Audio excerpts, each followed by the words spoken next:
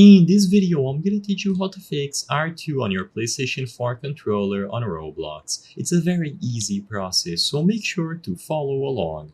In this video, I'm gonna show you how to fix any issues attributed to the R2 button on your PlayStation 4 controller.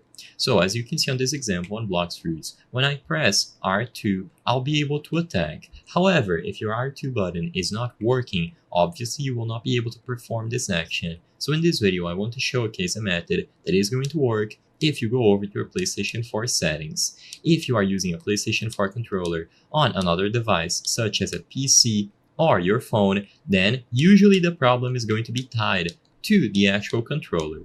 If you are on a PlayStation 4, what you can do is go over to the settings of the console, and inside of settings, select accessibility and then button assignments, as you can see over here. Immediately upon going to button assignments, you will be able to tick the box at the top, enable custom button assignments, and as the name suggests, this is going to allow you to bind certain buttons to other buttons available on your controller. So if you are having trouble with the R2 button specifically, you can basically assign it to a different button available, for example, R1. So immediately upon enabling this option at the top and then going over to the customize setting, you will be able to change each individual button on your controller. Select R2 and then change it to something else. Usually this is going to be R1.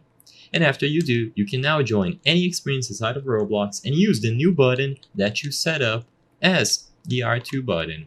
Now, I do want to say that if you don't have any other options to bind because you use literally every single button on your controller, then the best course of action would be to try out a different controller.